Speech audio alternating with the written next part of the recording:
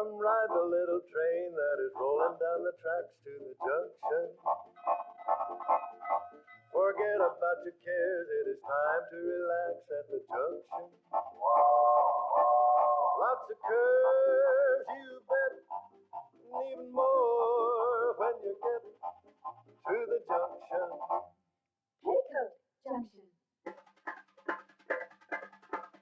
There's a little hotel called the Shady Rest at the junction. Petticoat Junction.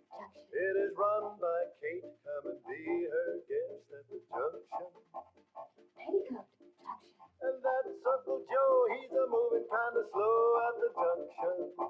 Petticoat Junction.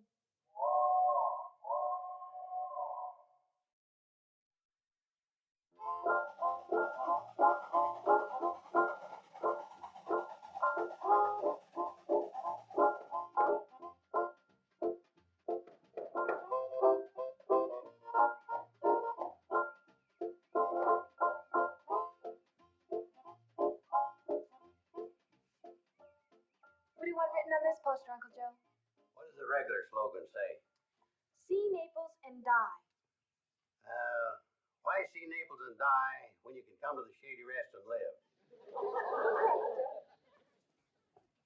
Will you help me, Uncle Joe? Sure, honey. What do we put at the bottom of this one, of the Leaning Tower of Pisa? Why visit a place where a silo can fall down on you? Come to the safe Shady Rest Hotel.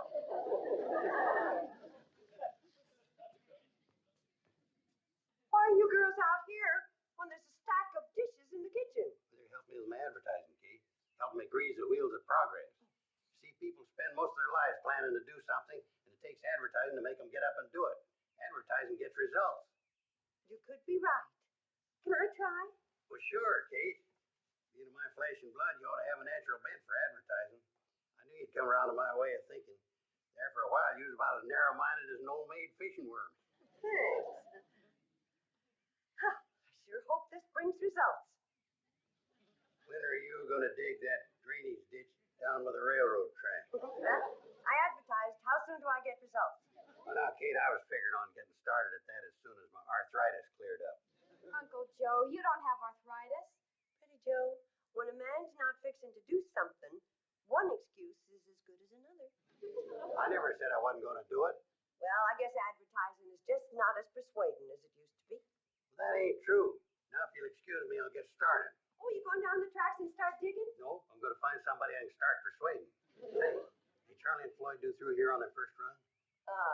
You're not going to get Charlie and Floyd to do your work for you. They went on through while you were still asleep.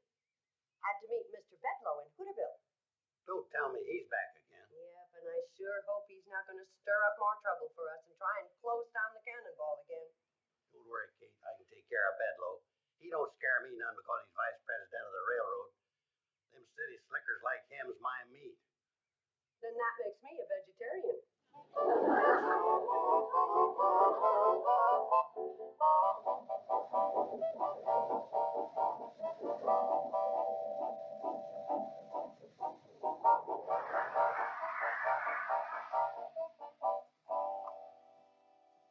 Morning, Mr. Bedlow. What kind of a scheme have you got in mind for trying to close us down this time? One little work. I've got you this time. The defeats and humiliations that I have suffered here in the past will not have been in vain. I'll be able to hold up my head again at the Home Office. You must figure you got a pretty good angle, Mr. Bedlow. I have, and it's a beaut. It's called a spot inspection. You going to inspect the spots on the cannonball, Mr. Bedlow? For your information, this spot inspection is going to be an examination of your books. I'll tell you, Mr. Bedlow, what with keeping up steam and looking for loose tires, I don't get much chance to read. I understand what Mr. Bedlow means. Go get the shoebox, Floyd. Oh, that's different. You should have said that in the first place. Records down to Home Office indicate that you haven't submitted a profit and loss statement in over 12 years. That does sound like a Lulu. Doesn't it, though? But the profits usually take care of the losses, and it all comes out even so. Why send in a report when all it's going to mean is just a lot of extra work for you? Well, I appreciate your solicitude, but I'll be the judge. Here you are, Mr. Bedlow. Oh, well, now we're getting someplace. I wasn't top man in my accounting class for nothing, you know. Now, let me see. August 27th, received from Mr. Phillips 4 gallons of milk for freight charges. All right? What happened to the milk? We drank it. It was a hot day. That milk should have been turned over to the CNFW. Maybe, but it wouldn't have kept. Well, what about this one? Payment for transportation of Harry Simmons and family. 118 eggs. Where are they? We needed some new upholstering in the coach, so old Mrs. Brown did the work for 118 eggs. But she owed some money to Kate Bradley, so she turned over the eggs to her. Kate Bradley's got the eggs, huh? No, she was overloaded with eggs, so she gave them to Vernon Sizemore, the plumber. And since he owed us some money for freight, he gave us the 118 eggs. All I know is that there are 118 eggs belonging to the CNFW Railroad. I want to know where they are. Is that clear? 118 eggs. 117.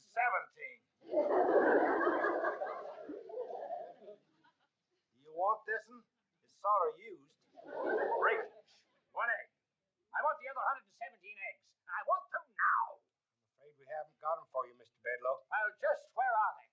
Lon Arca wound up with 2 dozen of them for helping us fix the boiler. All right, now let me see.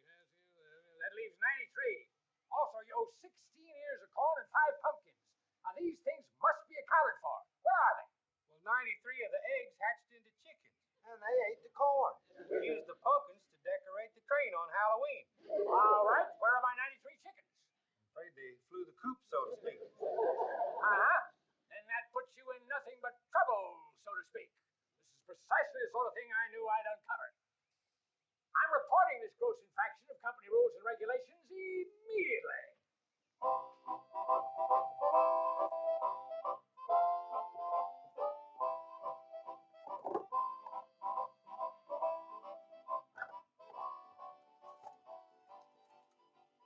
Operator, I want to put in a long-distance call to the home office of the CNFW Railroad. And I recommend that the CNFW Railroad purchase 17 general purpose diesel electric locomotives at a total investment of $3 million.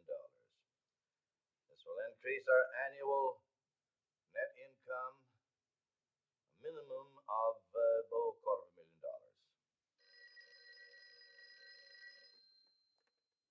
Mr. Curtis's office. Mr. Bedlow calling from Hooterville. What? Hello? You're not supposed to be in Hooterville bothering those people. But, Chief, it's my day off. I've uncovered some fraudulent action in connection with the Hooterville Cannonball. Salmon, you better make that 20 locomotives. And a total of $3,540,000. Increasing our total net income to approximately $300,000. Yes, sir. Go on, Bedlow. What's that? Underhanded skullduggery. They owe us 93. What? Chicken. And they ate up our corn? Pumpkins. Bedlow, are you out of your 2-bit tabulating mind? Forget about it. And if you come up with any more ideas as to how to close down that line, you'll slip farther down on the list of vice presidents.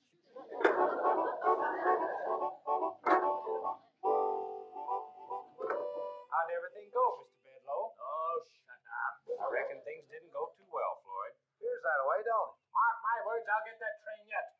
I have to tear up every foot of track with my bare hands. I'll get that mechanical nightmare going. I'm going to ride it until I find a way to wreck it. Right glad to have you aboard, Mr. Bedlow. Yes, sir. Now that'll be 35 cents cash or 6 eggs.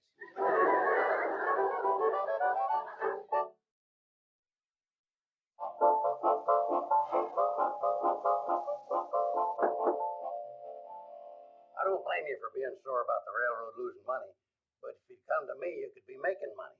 Oh, just how would that be possible? By getting one of my advertising schemes working for you. Like this one, for instance. Big silver strike. Dig your way to health and wealth at the Shady Rest Hotel. That's an advertising scheme? You're dang right. It'll pay off, too. Kate wanted a drainage ditch dug alongside the tracks. I'm getting it done by advertising for people to come out and mine for silver. Who'll believe a fairy tale like that? Oh, lots of people. There once was a big silver strike in these parts. There's silver running all up and down these tracks. But not enough to make it real profitable. But a person could come out here and do a little mining, pay for a weekend, get in a lot of good exercise at the same time. Wonderful. I can just see everybody in these parts tearing up the tracks, destroying them. It'll be beautiful. Mr. Carson, you're a genius. Always nice to be reminded. You may be remembered as one of history's great railroad promoters. I'm putting it with you. I like your style. You know something, Homer? You're all right. Joe, I got a confession to make to you. Among my intimates, I'm often referred to as big-hearted Bedloe. Yes, sir, Joe, old boy. You're just the man I've been looking for. I'm glad you like my advertising scheme, Homer. Like it? I love it. Just think of those people digging a ditch all the way from Pixley to Shady Rest. But Homer, I don't see where we need one that long. Well, we want them digging it all the way to the hotel, so that when they get tired, they'll stay over, don't we? Well, sure. Well, they certainly aren't going to walk home. They'll ride the train home, and the railroad will make some money, too. Right. Those posters of yours all over Pixley, I got an idea how I might make some extra money for the railroad by dividing up the right-of-way and selling it off to those happy prospectors. Naturally, there'll be a commission in it for you. That's darn decent of you, Homer. Well, the way I see it, you got it coming. I appreciate it. You know, Joe, when a man has a chance to build a better mousetrap, only a rat would stand in his way.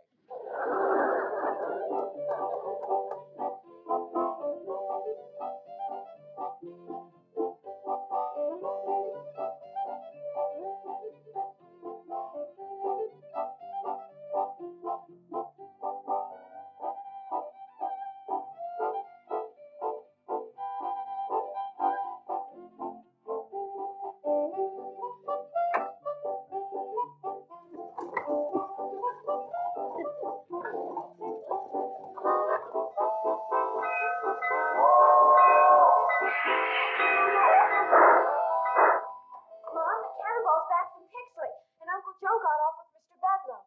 They were laughing and joking. I've never seen Mr. Bedloe look so happy. Mr. Bedloe looks happy? Uh-oh. Mom, what's the matter? I haven't had a sinking feeling like this since the last cyclone season. Good afternoon, Mrs. Bradley. I can't tell you how I've looked forward to returning to the glow of your hospitality and the warmth of your heart. I expect the next few days to be the happiest of my life. I wish I expected as much. Give my buddy Homer the best room in the house, Kate. Thank you, Mrs. Bradley. He's a fine fella, Kate. Just took a little knowing. Like the book says, each man's his brother's keeper. Acting so friendly with Bedloe makes me wonder if you don't need a keeper. What were you doing in Pixley with him? Homer and I just set up a booth, and I put up my posters. What's Bedloe got to do with you in the booth, and why Pixley? Well, for one thing, they ain't as used to my advertising schemes in Pixley, like my latest one. Dig your way to health and wealth at the Shady Rest. Exactly what does that mean? We let it be known there was a vein of silver running alongside the tracks all the way from Pixley to the Shady Rest. A vein of silver from Pixley to the Shady Rest? Yeah, Homer was nice enough to sell the people leases reasonable so they could start digging immediately. Uncle Joe, do you realize what you've done? People won't just dig beside the track, they'll dig up the track itself. Bedloe won't have to discontinue the railroad. All he'll have to do is have it carted away. I never thought of that. I was just hoping to put the Shady Rest on the map. He'll be on the map all right as a detour. What are you going to do? Two things. Number one, I'm going back to calling Homer Mr. Bedloe. Number two, I'm going to start another rumor. Another rumor? Yeah, that the first one was started by an idiot.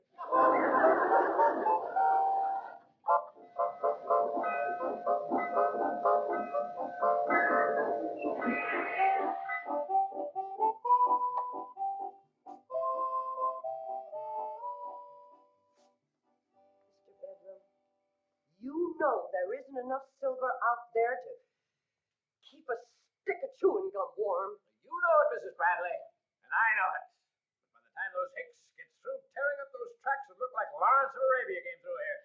Your plan is the most underhanded, most Certainly, I wouldn't have anything to do with it if it wasn't. You know how much we need the cannonball. The C&FW Railroad doesn't, and I am a C&FW man. You're a lot of other things, too. Please, Mrs. Bradley, you're not going to be petty and deny me the enjoyment of moment of victory? I'm not destroying that railroad out there. Your friends are. And why? Avarice, Mrs. Bradley. The poison that destroys men's souls. Not only the tearing of the tracks that pay me for the privilege. Avarice, Mrs. Bradley. Avarice. But those poor people... Now, if you'll excuse me, I'm going to get the best night's sleep I've had since I first heard of the Hooterville Cannonball. At a time like this, I wish I were a man. I'd punch him right in the nose. Maybe I'll punch him anyway. Hey, you just can't believe what's happened. The railroad between here and Pixley is a mess. We made the run to Pixley and back, but it was terrible. As the last wheels of the cannonball passed over a rail, it was tore up. You never saw so many loose tires, just begging to be burned.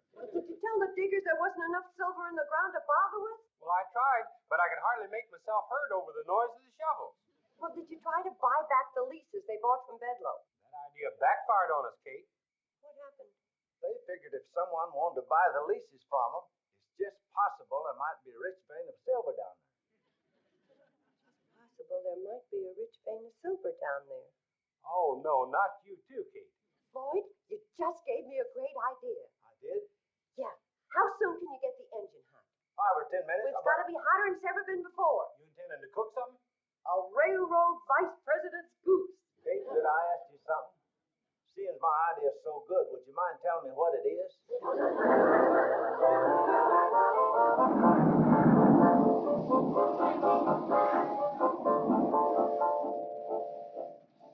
Okay, Mom. I think we're ready. Oh, Mom, I hate to see you part with all your silver. Forget it. This way I can cut down on my polishing.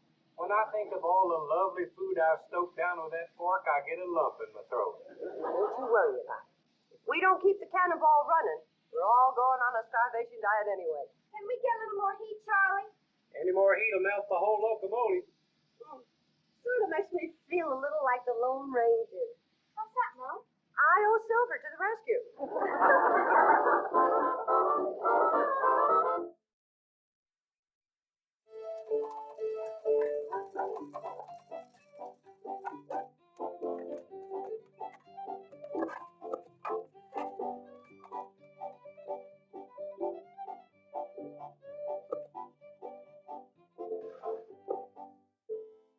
Mom, is Mr. Bedlam up yet? I heard him whistling in his room a while ago. He should be right down. And Uncle Joe? He's still sound asleep, I swear. I don't know how he can do it. Mom, the mining engineer that you sent for just came over the hill from the county road, and he's going to set up his equipment right out front. Oh, thank heavens he got here. Yeah, he's cute. Joe, how can you think of men at a time like this? It isn't easy. In fact, you know, we're in so much trouble, this morning I had to force myself.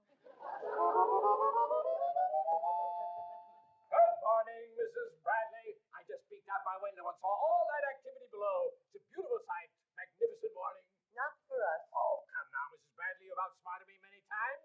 Be a good loser. After all, it isn't how you play the game, it's how you cheat.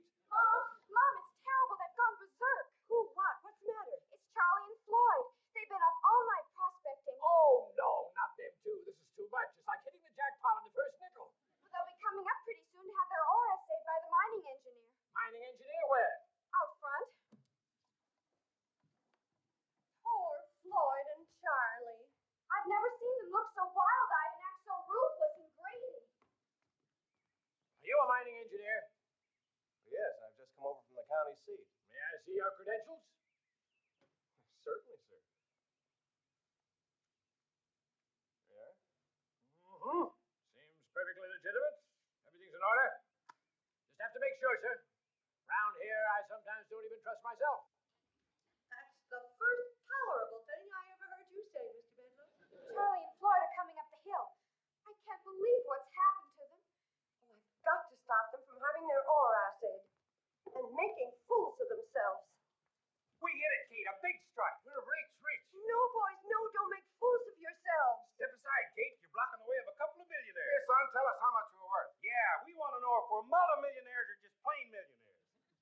I'm so glad you couldn't stop them, Mrs. Bradley. I wouldn't miss the look of disappointment on that face for anything. Tell me, do you think they might even cry a little? A sample of silver ore belonging to you was found up near Pixley, is that correct? Yes, sir. Where did you dig? Right in front of the shady rest. What distance would you say it was between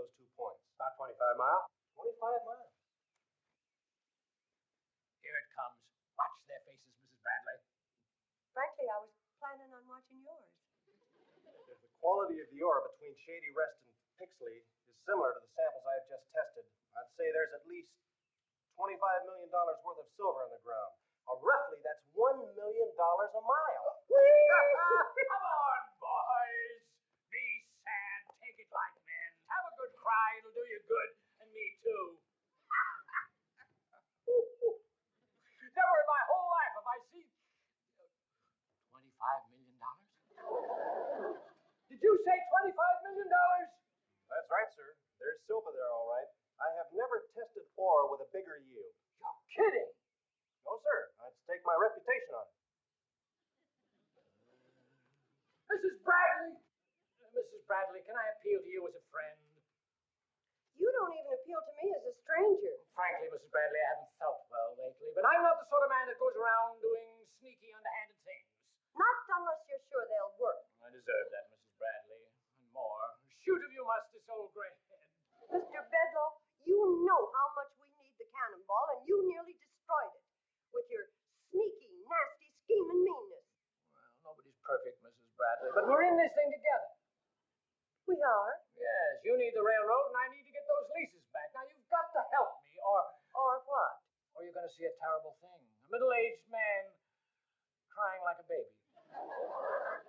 Will you fix the tracks from the Shady Rest to Pixley? It'll be a pleasure. The rails will be new and neat and shiny. Increase the pension for Floyd and Charlie. Funny, you took the words right out of my mouth. The coach could use some curtains. What color? And Floyd and Charlie need new uniforms. I noticed that. I'll send over my own tailor. Okay, fellas, you can stop digging. Hi, let's get started. We've been took. I just drove in from Pixley, and I hiked over the ridge to tell you that I had my ore assayed, and it ain't worth shucks. Well, look who's coming. Joe Carson, the Silver King of Shady Rest. Hi, fellas. You look all tuckered out. We are. Any of you be interested in selling your leases for, say, a $5 profit?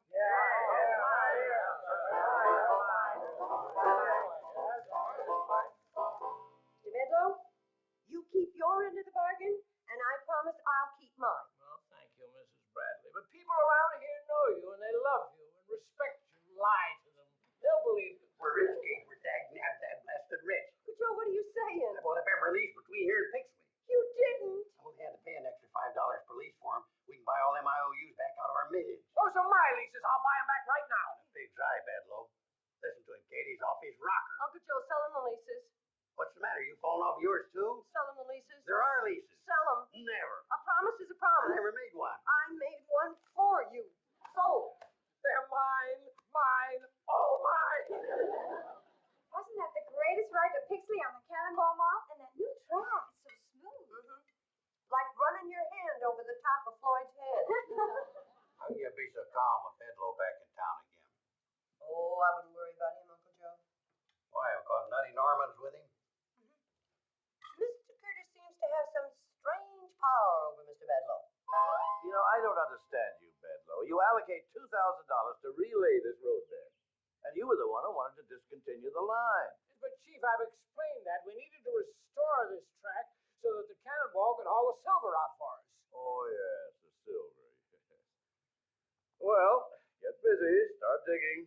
Oh, but, Chief, this is the 23rd hole I've dug, and we've had that ore assayed in New York and Chicago and Hong Kong, and the report's always the same. Nothing. Dig. But, Chief. Dig.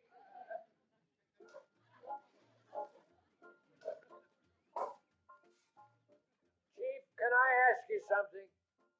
Well, what is it now, Bedlow? How deep do you want me to go? Well, is it beginning to feel warm down there yet? No, sir. Then keep digging.